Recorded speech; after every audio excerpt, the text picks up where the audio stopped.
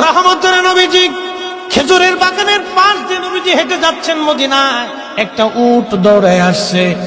উট এসে আল্লাহর হাবিবের কদম মোবারকের সামনে পড়ে মাথা নিচু করে নবীজির কদমের মধ্যে মুখ লাগায় কাঁদতেছে।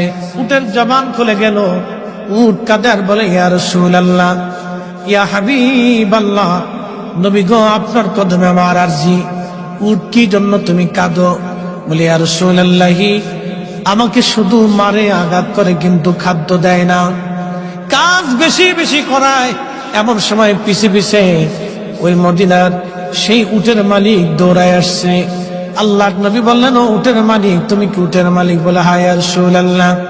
তুমি কি তাকে খাবার কম দাও, কাজ বেশি করাও এবং মাঝে মধ্যে তারে পিঠাও? বলে, ইয়া রাসূলুল্লাহ, কি করে আপনি জানলেন? বলে, উট এসে তোমার বিরুদ্ধে আমার কাছে অভিযোগ পেশ করেছে। একবার জোরে বলা যাবে কি আল্লাহু আকবার? বিশ্ববিখ্যাত আল্লাহর একজন ওলি ছিলেন, তার নাম হযরত মালিক ইবনে দিনার আল ইরাকি আল বসরি রাহমাতুল্লাহ আলাইহি। হযরত মালিক ইবনে দিনার তিনি প্রত্যেক বছরে মক্কায় হজ করার জন্য ইরাকের বসরা থেকে আসতেন। এক বছর তিনি হজে আসলেন, হজ শেষ করলেন। হজ শেষ করার পরে আল্লাহর দরবারে দোয়া করলেন, আল্লাহ, আপনি দয়া করে আমাকে জানান কার হজ হলো, কার হজ হলো না।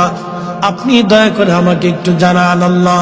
উনি দোয়া করলেন, কান্নাকাটি করলেন, আল্লাহ, এত মানুষ হজে আসলো, কিন্তু দোয়া কবুল হলো কি হলো না জানা নাই।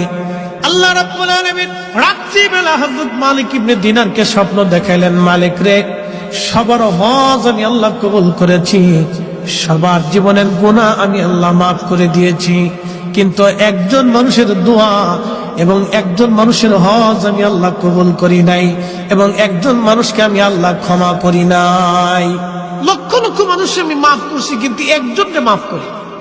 তো মালিক ইবনে দিনার ইরাকি বসরি খুব চিন্তায় পড়ে গেলেন যে ওই একটা লোক যদি আমি হই, তাহলে আমার জীবন বরবাদ হয়ে গেছে।